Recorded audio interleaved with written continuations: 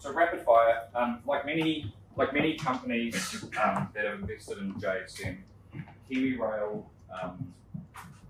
migrated from ServiceNow to JSM, and it was a pure commercial decision. It was purely based on cost, and it was in the IT department. Fast forward 2 years, we're now in multiple different departments. We solved some mobile device ordering and allocations of the end-user compute devices, and recently we deployed an HR portal along with a workshop inventory management solution, which I'll skip to now and can talk more about.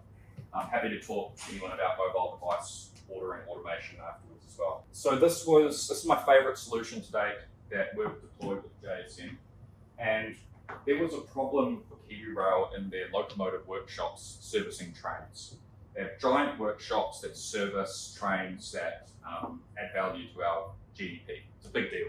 And we had engineers servicing trains, running out of nuts and bolts and washers, and then walking long distances to the on-site parts store to get new consumables, low value consumables. And KiwiRail themselves worked out that this was costing them $300,000 a year for one of their 10 workshops. It's a big deal. It's a lot of money. So what did they do? The workshop department, freight operations, didn't have a great relationship with the IT departments. They went out to vendors who, of course, would love to sell them these expensive solutions. They made up and they approached IT and said, what can you help us do?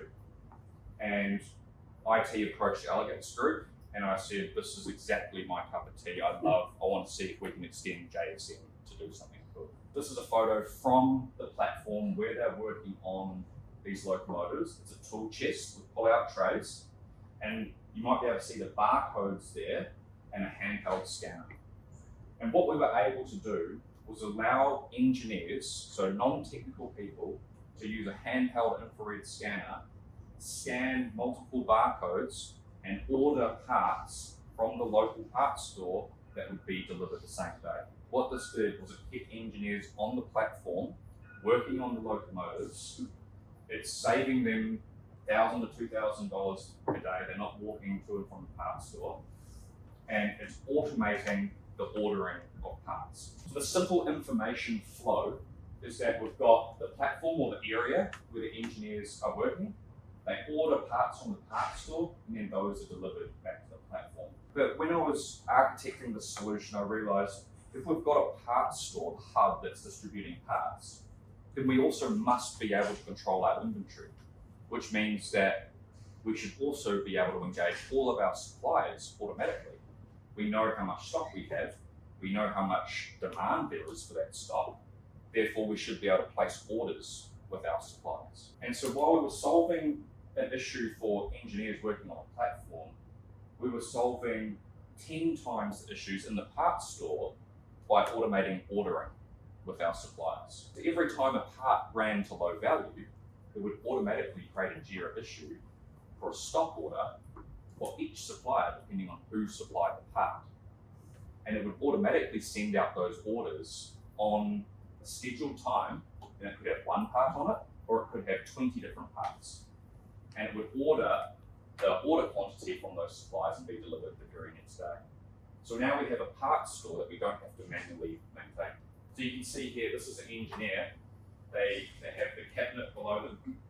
There's a JSM screen there on the left, and they're scanning parts and sending the orders into the parts store.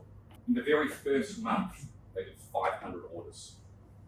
500 times they didn't have to walk to and from the parts store in the first month. I had a quick look at the automation count yesterday. They're averaging 10,000 automation executions per month. Just one platform. That's the complexity of the form for the engineer. 2 boxes. They click on the scan barcode, they take their scanner, they scan all the different parts that need to be topped up. Every day they arrive at work, they open the drawers, what's low, scan, scan, scan. They'll put in their work order now, and they hit send. That's all they have to do, nothing else. Their parts arrive an hour later from the parts store, and they can carry on working. We also created a manual order, and this allowed engineers to order things that weren't stored on the platform, like perhaps PPE gear or some high value parts that they only wanted stored in the parts store. These select boxes allow them to search any of the 10,000 parts or however many unique parts they had in the parts store and order it. And of course, if it wasn't available in stock, it would then automatically place the order with the supplier.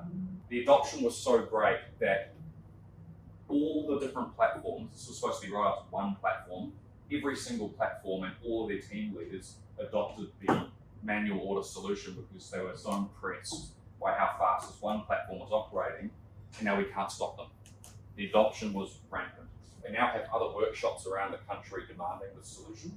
One of the really important things that I wanted to just raise with you all today is how KiwiRail have championed a product and evolved it into a capability that is now what they can call enterprise service management. It's not the business leaders necessarily that are going out and saying you should use this product.